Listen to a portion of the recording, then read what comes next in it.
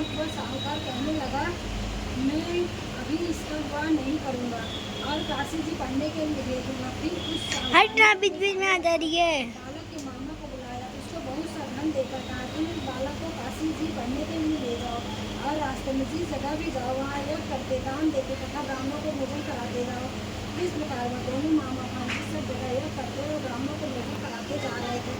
रास्ते में उनको एक शहर दिखाई पड़ा।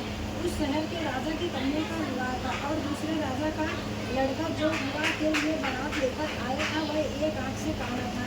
लड़के के पिता को इस बात की बड़ी चिंता थी कि कहीं वर को देख कन्या के माता पिता विवाह में किसी प्रकार की अड़चन पैदा न करते। इस कारण जब उसने अति सुंदर सेठ के लड़की को देखा तो मन में विचार किया कि क्यों न दरवाजे के समय पर इस लड़के से वर का काम ले लिया जाए। ऐसा विचार कर राजा ने उस लड़के और उसके मामा से कहा तो वह राजी हो गए और साहूकार के लड़के का स्नान आदि कराकर वर के कपड़े पहना तथा घोड़ी पर चढ़ा दरवाजे पर ले गए और बड़ी शांति से सब कार्य पूर्ण हो गया।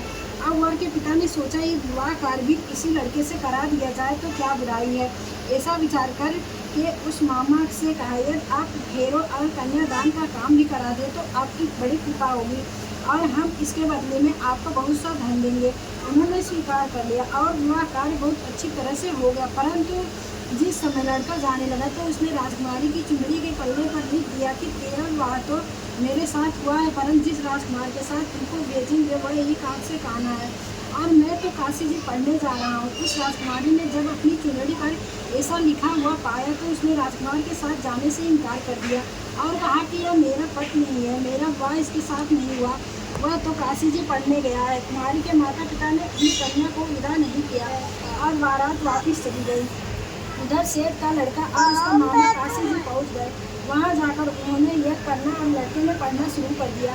जब लड़के जी आए 12 वर्ष की हो गई तो एक दिन उन्होंने यज्ञ रच रखा था कि उस लड़के ने अपने मामा से कहा, मामा जी आज मेरी तबीयत कुछ ठीक नहीं है। मामा ने कहा कि अंदर जाकर जाओ, लड़का जाओगे और देर में निकल गए।